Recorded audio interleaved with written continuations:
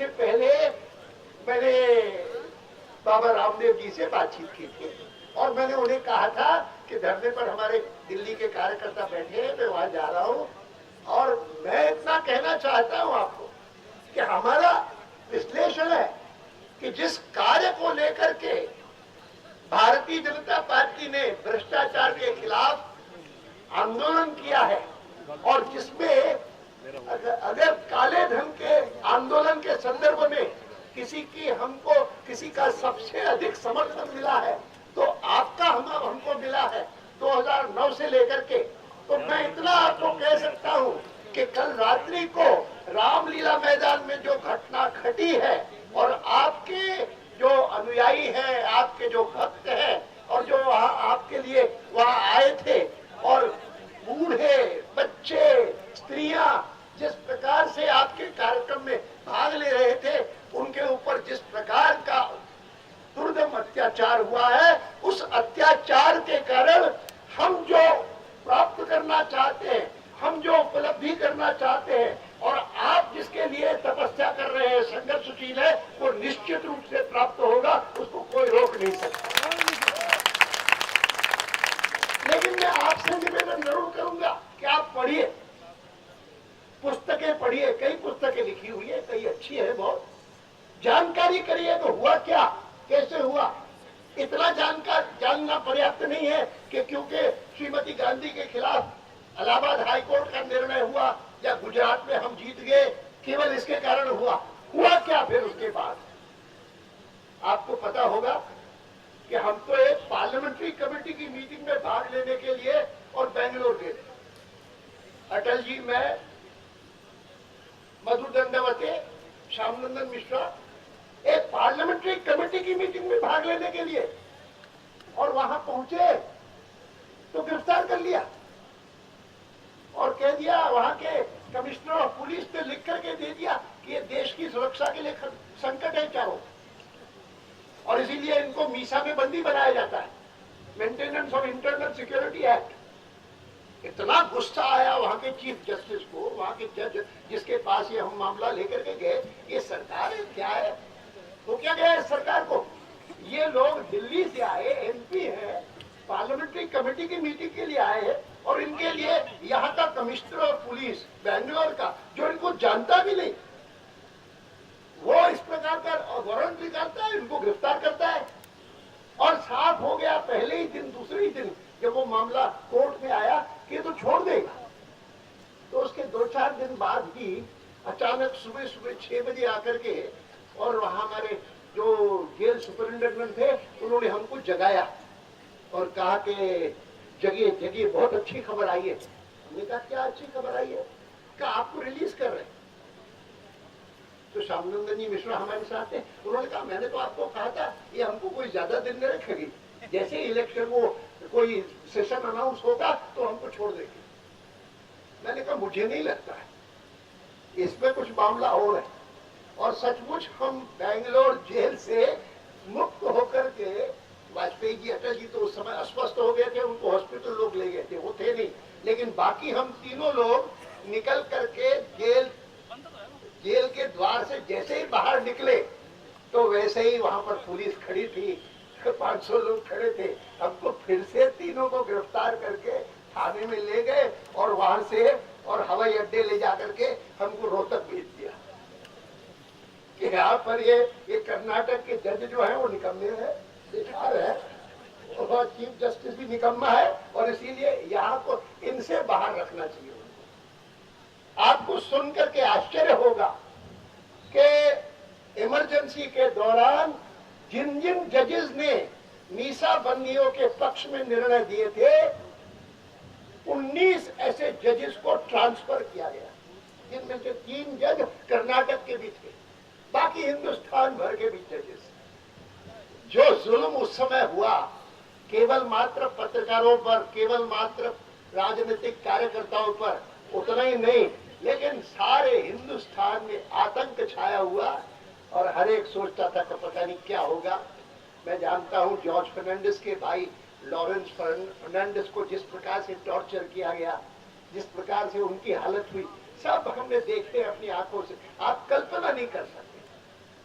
और इसीलिए जब कोई कहता है ना इमरजेंसी फिर से रिपीट होगी, उस दिन मैंने कुछ कह दिया वहां पर जिसके कारण मुझे आज पार्लियामेंट्री बोर्ड में अरुण जी ने कह दिया कि आप भी एस्ट्रोलॉजर बन गए हैं क्या। मैंने तो बोला, मैंने तो ये कहा कि भाई देखो, मैं जब जून के महीने में पहुंचता हूं तो मुझे तो जून 75 याद आता है, अब स्मरणीय है। और इसीलिए आज भी हम जून के महीने में एक कार्य समिति की बैठक लखनऊ में कर रहे हैं, ये भी मैं भूल नहीं पाऊंगा। और मुझे याद ये इसलिए है कि उस समय जून 75 में हमारी कार्य समिति की बैठक माउंट आबू में हुई थी, और उस माउंट आबू की बैठक 15, 16, 17 जून 1975 को हुई थी।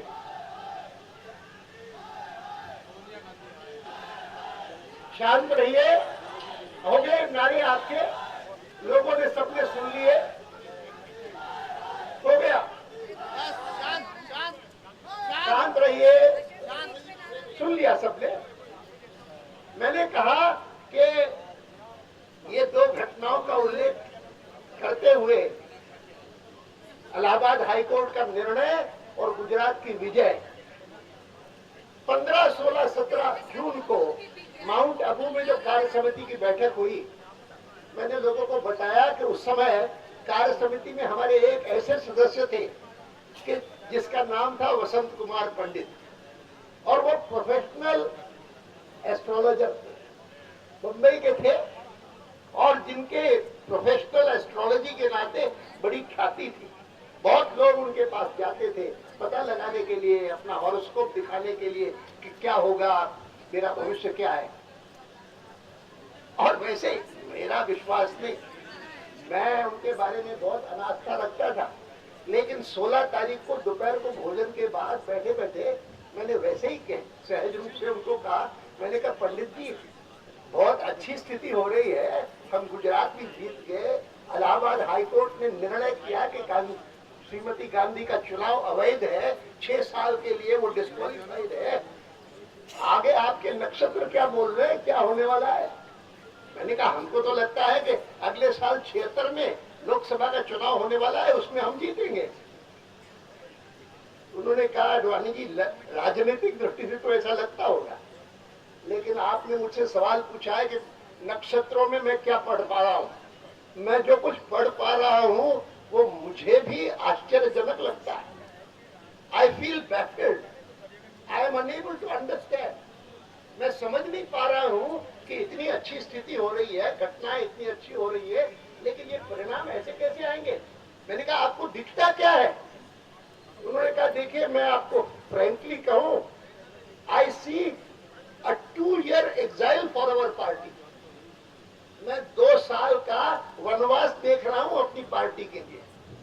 मैंने कहा ये 2 साल का वनवास कहां से ले आए। मैंने कहा ये जून 1975 का अनुभव वह मुझे हमारे नितिन जी को ये कहने के लिए प्रेरित कर रहा है कि आपने लखनऊ में जो बैठक बुलाई है वो इसलिए बुलाई है कि इसके बाद लखनऊ का विधानसभा का चुनाव होने वाला है, उसमें हमको जीतना चाहिए। उसके बाद 2014 में हमारा लोकसभा का चुनाव होने वाला है, वो हमको जीतना चाहिए। लेकिन मैं ये 75 की बात याद करके मुझे लगता है कि कुछ न कुछ जरूर होगा अभी भी। वो अगर टर्निंग पॉइंट था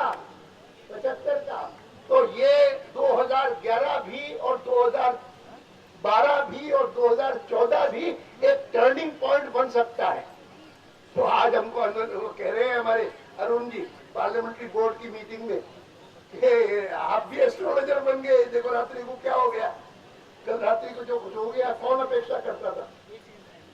मैं इतनी अपेक्षा करता, और मैंने जो बात आज बाबा रामदेव जी को भी कह दी, इस प्रकार का अत्याचार और अनाचार जो सरकार ने किया है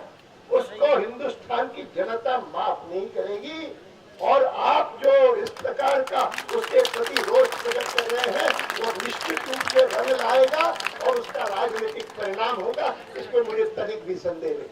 मैं बहुत बहुत बधाई देता हूँ दिल्ली प्रदेश के कार्यकर्ताओं को, दिल्ली प्रदेश के सभी भाई बहनों को, और मैं बधाई देता हूँ अपने राष्ट्रीय अध्यक्ष को कि उन्होंने सब प्रमुख लोगों को इस कार्यक्रम में भाग लेने के लिए निर्देश दिया। बहुत बहुत आभार।